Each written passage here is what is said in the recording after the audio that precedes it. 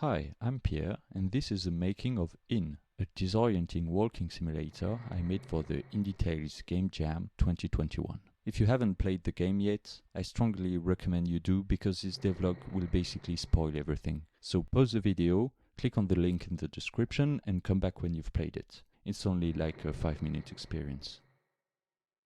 Okay, the theme for the jam was one room. I could have gone in a lot of different directions, but recently I've been listening to a lot of SCPs and reading the amazing book House of Leaves. This made me think of spatial anomalies, creatures or unnatural forces that can bend the rules of space. I had already tinkered with this idea in my Ludum Dare 47 entry, where you play as a janitor that goes insane, the office slowly turning into a non-Euclidean nightmare. I especially liked one moment in the game where you turn around to see that the space had changed while you weren't looking. Players had amazing reaction to this moment. So I decided to build my game around this idea. The room changes without you knowing about it.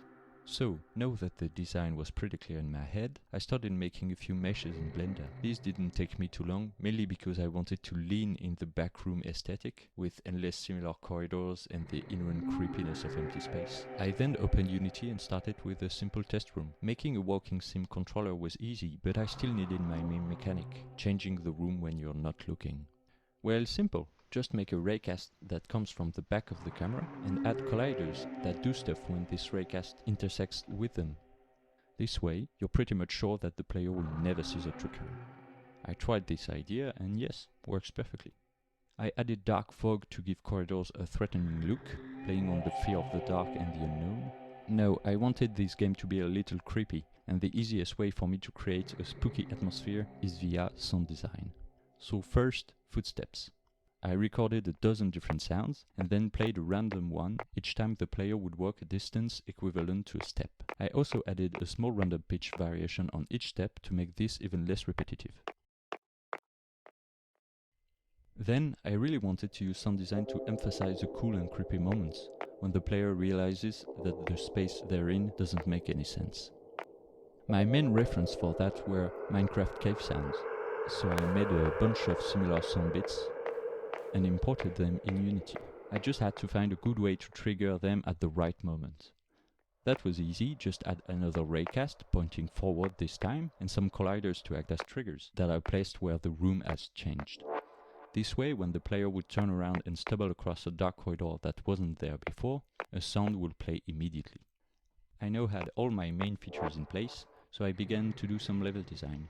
I had a few ideas of cool moments I wanted the player to experience, always trying to make the game as weird and disorienting as possible. So I simply made a linear level design where the player is led through a bunch of weird dead ends and dark corridors, scattering cool and surprising spatial twists along the way. After I was done with this, I figured that the player would want to see the monster that was messing with them. Since I didn't have the time nor skill to make a fully rigged 3D model, I went for a more gassy look using particle systems. These are basically 4 different particle systems all tied to a simple 3D model, giving this monster kind of a ghostly feel. I placed him at the end of the game, hoping to surprise the player after 4 minutes of wandering completely alone in this hellscape. I then made a small intro trying to do the minimum amount of expositions to get the whole spatial anomaly point across. A guard calls you behind the door, gives you some disgusting lunch, then an alarm goes off and you're attacked by something weird. You wake up and the real game begins. No time, no nonsense. This is a jam after all. Last thing to do was to make some eerie ambience music.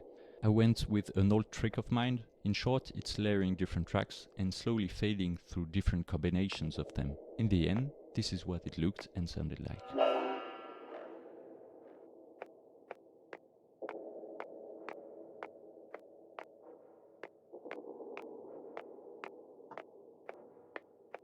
Try out In and my other games on itch.io. Links are in the description. Thanks for watching.